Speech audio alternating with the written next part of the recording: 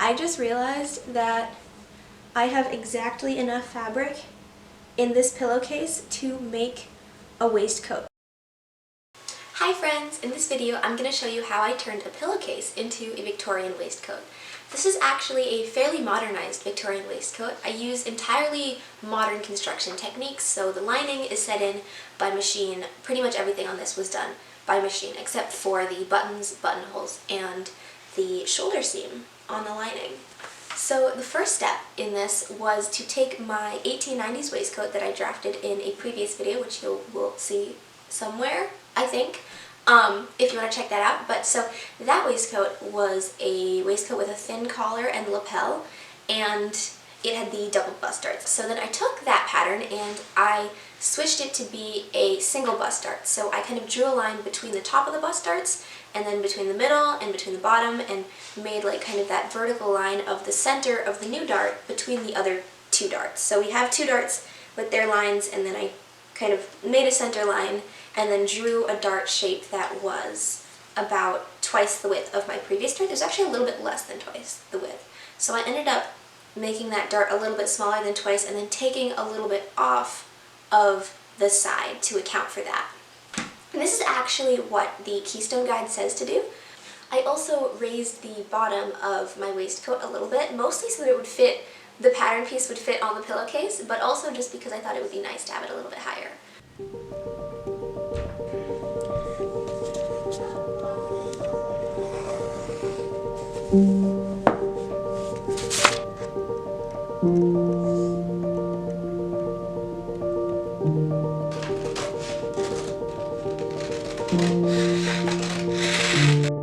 So after altering the pattern, I cut out my outer fabric, which you will see.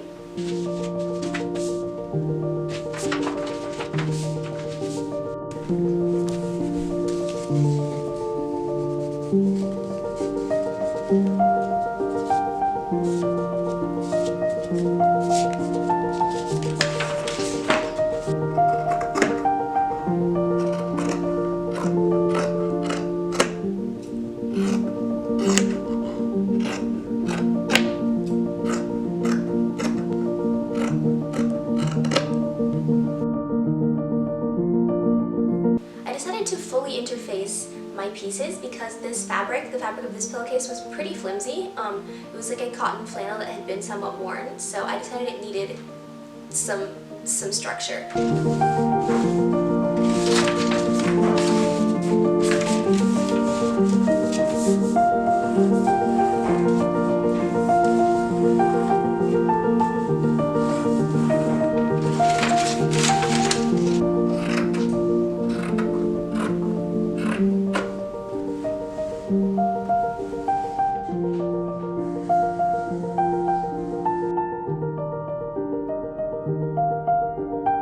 So I went with a kind of mid to heavyweight fusible interfacing. I might go a little bit lighter weight if I had the choice, but that's what I had on hand.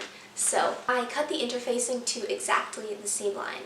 So it actually ended up giving me a nice guide for my seam line, so I didn't have to mark those. It was pretty clear where the edge of that interfacing was, even on both sides. I cut my lining out of this blue synthetic lining fabric that I don't remember what I got it for, but it's here, so we're going to use it.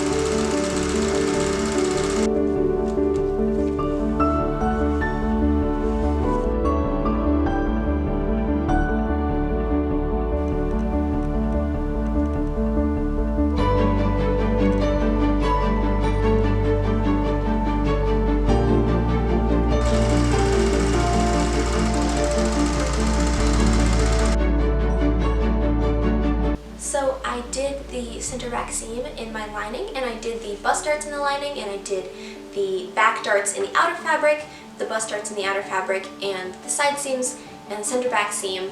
And then we have these two pieces that are kind of a full shell, except the shoulder seams are not connected.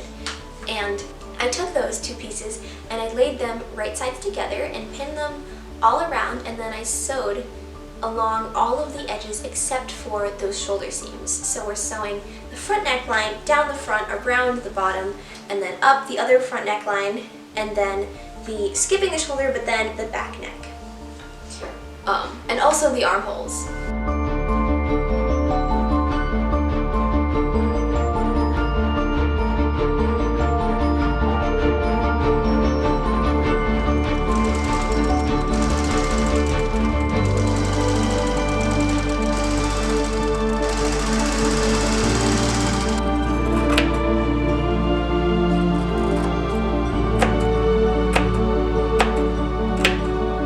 So after doing that, I trimmed and clipped my edges, I clipped the curves, and I turned it right side out.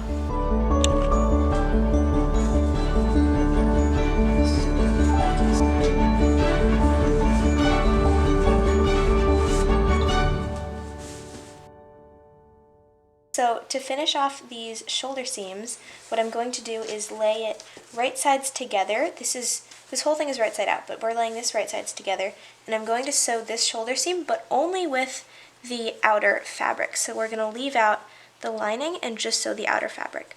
And then after that, we're going to finish the lining here by turning one side under and doing that by hand.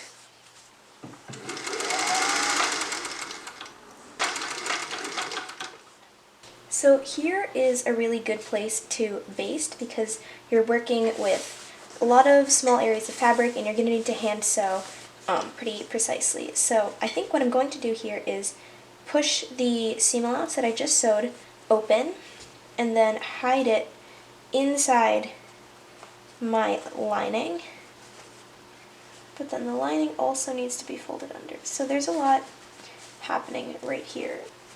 So I'm basting the edge folded under of the lining, and I'm basting the outer fabric seam allowance open into place. So now this looks relatively neat, and we can do that on the other side, and then once we have that, it'll be super easy to just go in and hand sew because there won't be any pins in the way, and there won't be any like folding and turning the fabric while I'm sewing because it'll just be in place. So this is a little tricky, but this is why I like to do this basting, because this is so tricky that the fact that these stitches don't need to be anything specifically, they just need to vaguely hold this in place. You don't have to worry about your stitching at all. You can just focus on getting the fabric in the right place and then just stab the needle in somewhere. Now I'm going in from the outside with a needle and thread and just doing small stitches, kind of slip stitches here. This is the lining, so I'm not that worried about my stitches being visible. What I love about that is because I did that so incrementally, I basted it first, I pinned it a little bit, and then I basted it, and then I hand sewed it. None of those steps were super hard. They were all just because they all had only one thing that they were doing. So if I had tried to just hand sew this without basting it, it would have taken way longer and been way harder and probably not looked as nice. I ended up doing 6 buttons. I found these kind of goldish colored plastic buttons in my stash that I thought went decently well with this fabric. So I did those buttonholes. I punched them out with a circle punch, a very small circle punch, and then I cut the button and did the buttonholes in blue silk twist.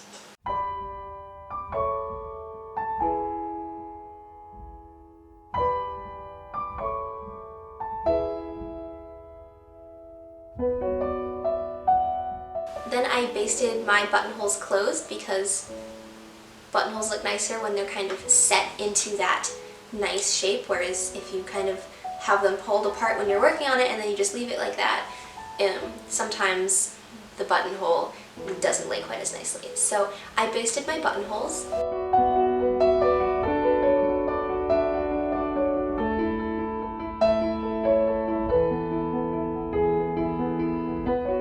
And then I I marked through the buttonhole to the other side with the garment folded in half to mark the placement of my buttons. Then I sewed on the buttons in blue silk twist again.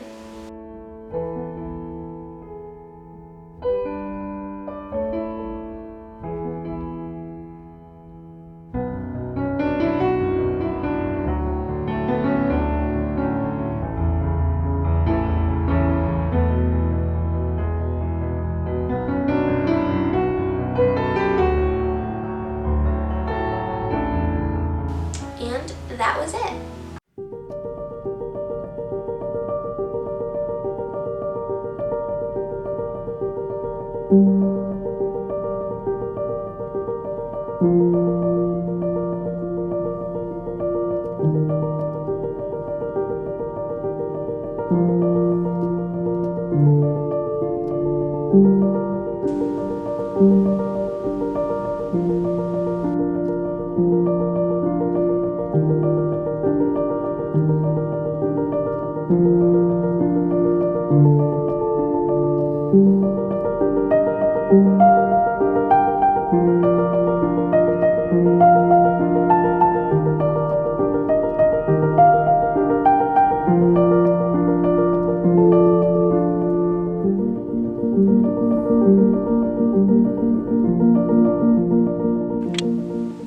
This waistcoat actually turned out nicer than I expected. It's kind of a nice blend, I think, between a Victorian waistcoat and a modern waistcoat. In Victorian waistcoats, we definitely see more of that double dart happening, although we do also see single dart in waistcoats and jackets and such for women. But the single dart, I think, is less common because it's a little bit more simple and does not quite as good of a job at shaping. Although it still does a pretty good job, I think. That is it for this video. I hope you enjoyed this project. And what do you think about my vaguely historically inspired hair on my pretty short hair? I'm actually pleasantly surprised by it. If you got this far, you might as well subscribe. Just saying. Hope to see you next time. Bye! Okay.